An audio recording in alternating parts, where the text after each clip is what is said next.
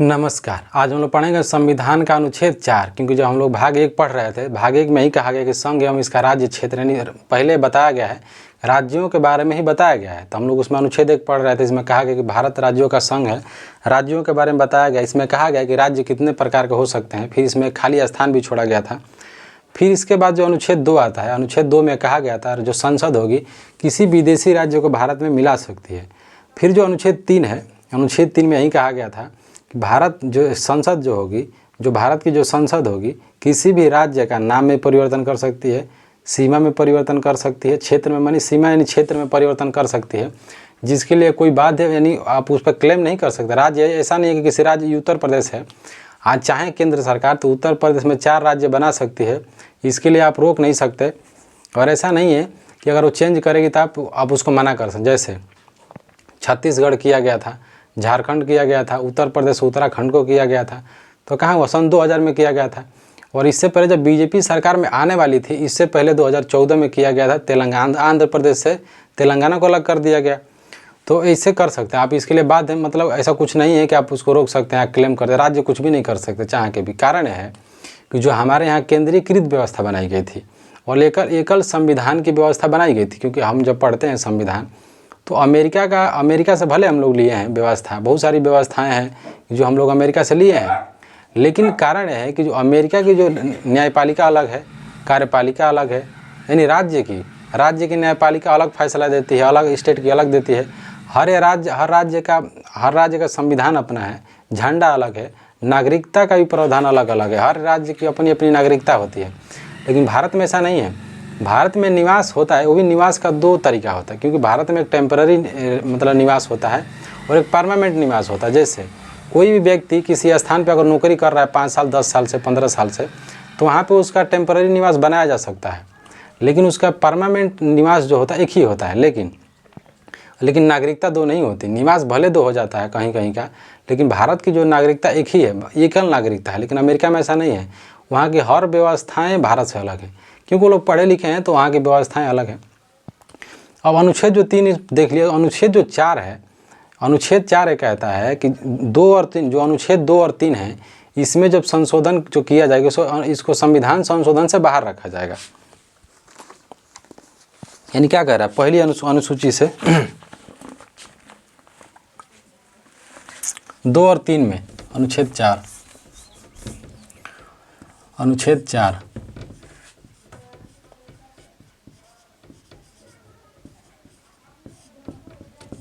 इसका कहने का मतलब है ना कि जो संविधान का अनुच्छेद 2 और 3 है, इसमें जो संशोधन किया जाएगा, 2 और 3, इसमें जो संशोधन किया जाएगा, संशोधन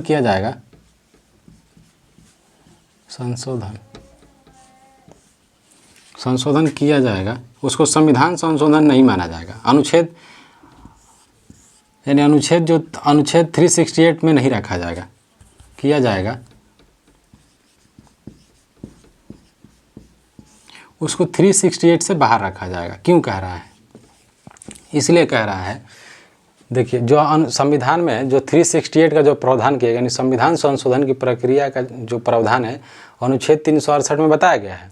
इसमें ये भी बताया गया कितनी प्रकार की जो संशोधन की प्रक्रियाएं 3 होती हैं। तीनों प्रकार के संशोधन के बारे में बताया गया। पहला कहा गया कि साधारण बहुमत होता है, दूसरा होता है विशेष बहुमत, और तीसरा होता है विशेष बहुमत प्लस आधे राज्य। तो तीसरा बहुत कठिन होता है, तो इसलिए कह रहा है कि इसको संविधान की जो संशोधन की प्रक्रिया होगी उससे बाहर रखा जाए। कारण है कि जो राज्यों का जो परिवर्तन किया जाएगा, जैसे राज्य जो है, राज्य का नाम परिवर्तन किया जाएगा, सीमा परिवर्तन किया जाएगा, तो ये किया जाता है 50, मतलब संशोधन की जो प्रक्रिया एक है, साधारण बहुमत से किया जाता है, साधारण बहुमत से, बहुमत कारण है साधारण बहुमत क्यों कह रहा है, क्योंकि ये हो गया 50%। और एक क्यों कह रहा है कि इसको बाहर रखा जाएगा? कारण है कि जो भी सरकार सत्ता में आती है, क्योंकि जो भी सरकार सत्ता में आती है तो उसके पास साधारण बहुमत है तभी वो सत्ता में बनी हुई है, नहीं अगर होगी तो उसको पार्टी से निकाल दिया जाएगा, मतलब पार्टी भंग हो जाएगी, फिर दोबारा इलेक्शन कराया जाएगा। क्योंकि जो भी आदमी सरकार बनाता है वही आदमी सरकार बनाया जिसके पास 50% आप मतलब बहुमत का है, अगर नहीं है तो आप सरकार नहीं बना सकते। और कुछ लोगों द्वारा जो संविधान बेहता है, जो कुछ लोग हैं उन लोगों द्वारा कहा जाता है कि जो अनुच्छेद जो साधारण बहुमत है इसको संशोधन नहीं माना जाता है। कुछ लोगों द्वारा कहा जाता है, बहुत से ऐसे जो संवैधानिक जो संविधान के जो जानकार हैं, जो पढ़ते हैं लिखते हैं, ज़्यादा विद्वान वो लोग कहते हैं कि जो अनुच्छेद है 368 का जो पहला भाग है वो संशोधन ही नहीं है। क्यों संशोधन नहीं है? क्योंकि इतने पे तो सरकार बनी हुई है।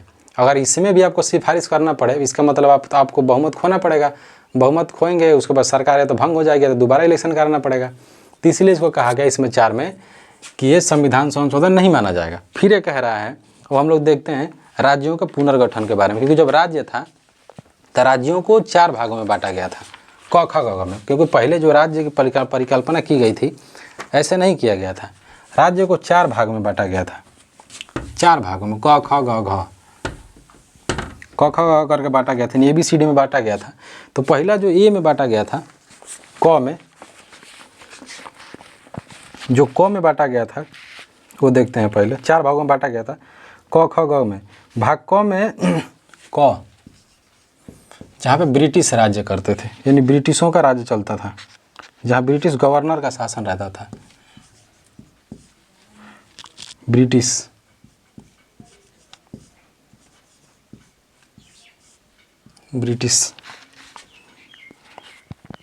गवर्नर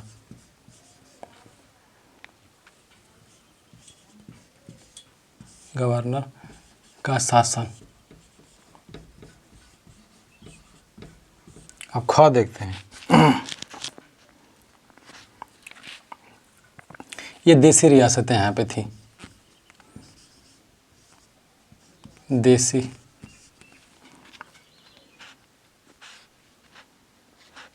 रियासतें,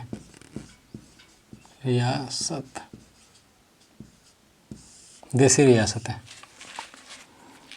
क में यहाँ पे मुख्य आयुक्त होते थे, यहाँ पे मुख्य आयुक्त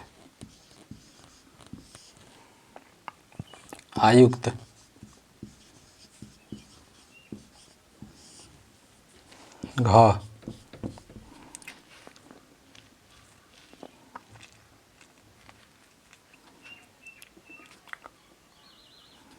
घ में थे,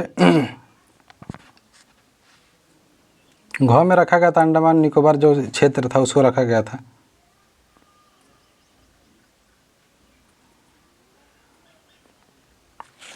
घ में रखा गया था अंडमान निकोबार का जो क्षेत्र है उसको रखा गया था, जो केंद्र शासित प्रदेश जिसको कहा जाता था उसको रखा गया था। बाद में इसका भी विरोध होने लगा, बार बार यहाँ पे आवाज़ उठने लगी, बार बार इसका विरोध होने लगा। फिर इस पर क्या हुआ कि इस पर आयोग बनाया जाने लगा। तो सबसे पहले धर आयोग बनाया गया, धर आयोग और JBP कमेटी बनाई गई, समिति, JBP समिति और धर समिति। फिर उनके द्वारा जब आयोग बनाया गया तो इन लोगों को द्वारा कहा गया कि जो राज्य होगा, राज्यों को भाषाई आधार पर नहीं बांटा जा सकता, क्योंकि बार बार भाषाई आधार पर मांग उठ रही थी। जब मांग उठने लगी तो धर आयोग बनाया जाने लगा, और बार बार इस आयोग में मांग की इन लोगों द्वारा सुझाव दिया जा रहा था कि नहीं, राज्यों का जो निर्माण है राज्य मतलब भाषाई आधार पर नहीं किया जाएगा। पहले बनाई गई थी धर आयोग,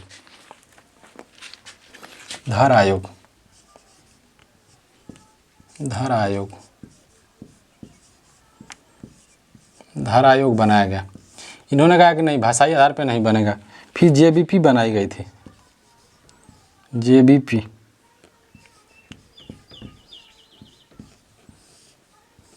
JBP कमेटी समिति बनाई गई थी, समिति।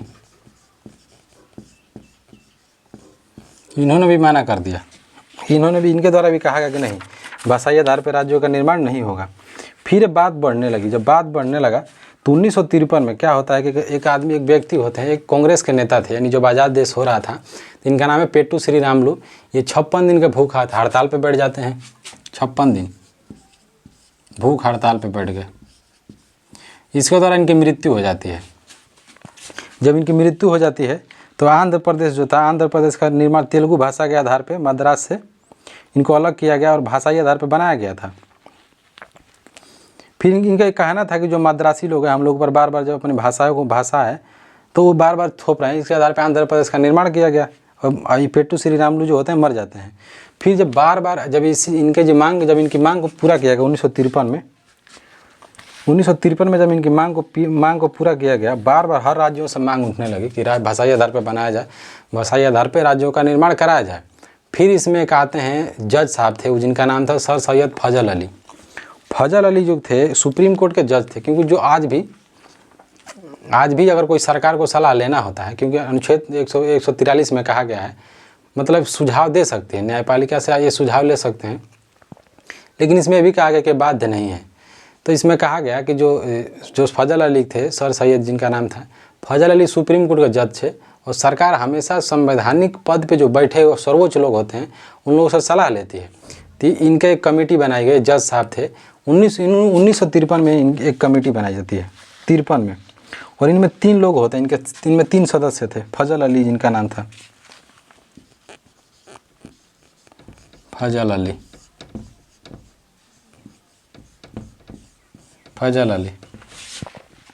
आयोग बनाया गया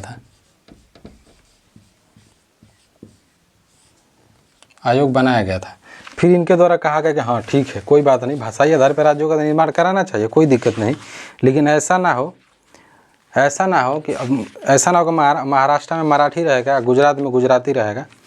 और फिर धीरे धीरे राज्यों का निर्माण किया जाने लगा और इनकी बात को मान लिया गया। बाद में हम देखते हैं इसमें तो 552 देशी रियासतें थीं, देशी रियासतें भी नहीं मान रही थी, कहाँ मान रही थी।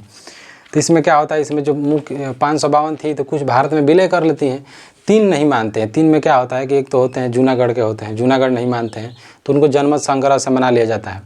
और दूसरे होते हैं हैदराबाद के निज़ाम होते हैं, निज़ाम के 500 बीवियाँ थीं तो निज़ाम को मना लिया जाता, ऑपरेशन पोलो के द्वारा मना लिया गया था। और जो नाक में दम के थे जिनका नाम था, डोगरा शासक थे जिनका नाम था हरि सिंह का ये कहना था कि हम ना भारत में जाएंगे और ना पाकिस्तान में जाएंगे, हम जहाँ भी रहेंगे हम स्वायत्त रहेंगे, यानी हम जहाँ रहेंगे आज़ाद रहेंगे। ऐसा नहीं है कि हम उनके साथ जाएंगे इनके साथ नहीं, क्योंकि उनके ऊपर जो कबायली लोग थे उन लोगों का हमला हो जाता है। फिर उनके द्वारा शर्त रखा जाता है, जो उनके सेनापति थे तो उनके द्वारा समझाया जाता है, फिर बात मान जाते हैं। तो इनके द्वारा कहा जाता है कि हम ना भारत में जाएंगे ना पाकिस्तान में जाएंगे, हम भारत में ही रहेंगे लेकिन स्वायत्त रहेंगे। स्वायत्त में कैसे रहेंगे, तो हमारा संविधान अलग होगा, हमारी कार्यपालिका की विधि अलग होगी, हमारे यहाँ यानी राज्य का विषय अलग होगा, यानी हर विषय पर हम अपना कानून बना सकते हैं। संघ जो होगा यानी केंद्र हस्तक्षेप नहीं करेगी, हमारा झंडा अलग होगा, हमारा संविधान अलग होगा, हमारे जो विवाह की प्रथा होगी वो अलग होगा, हमारे यहाँ जो लैंड रिफॉर्म होंगे यानी जो भूमि सुधार अधिनियम जो होता है वो भी अलग होगा। यानी हमारा भले हम आपके साथ जुड़े हुए हैं, लेकिन हमारा कोई ऐसा अधिकार नहीं है जिस पे हमारा कोई ऐसा अधिकार नहीं होगा जिस पे आप कानून बनाएंगे। बाद में आते हैं मोदी जी, आने के बाद सारा साफ कर देते हैं। उस जम्मू कश्मीर दोनों राज्यों को तोड़ दिया, यानी जम्मू कश्मीर एक में रहा ही नहीं, तब वो लोग मांग कैसे उठाएंगे। राज्य केंद्र में बहुत सरकार मजबूत है, क्योंकि ऐसा नहीं कि बीजेपी का अभी का प्रोपेगेंडा है। इनके एक नेता थे, उनका नाम याद नहीं है, बंगाल के थे, पश्चिम बंगाल के, उनकी मृत्यु ही वहीं हुई थी। और बीजेपी का जो होता है पेपर हो, जो उनका जो होता है चुनावी प्रचार का जो मुद्दा होता है, इनके विषय में बहुत महत्वपूर्ण मुद्दा था कि जो जम्मू कश्मीर जो है उसको हम अलग करेंगे।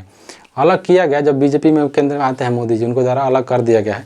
अब कोई पूर्ण राज्य नहीं रहा गया है, उसको पूर्ण राज्य छोड़ा ही नहीं गया, कुछ विषय में उसको कुछ मैटर पर उसको विषय दिया गया है, क्योंकि जो उनकी विधायिका की जो शक्ति है अलग है, यानी हर राज्यों से अलग है। ऐसा नहीं है दिल्ली की प्रक्रिया, जितने भी केंद्र शासित प्रदेश हैं उनसे अलग है। जम्मू कश्मीर की जो विधायिका है, वहाँ की विधायिका की मतलब व्यवस्था अलग है, कार्यपालिका की अलग है। तो ऐसा नहीं है, उनको कुछ विशेष प्रावधान आज भी दिया गया है।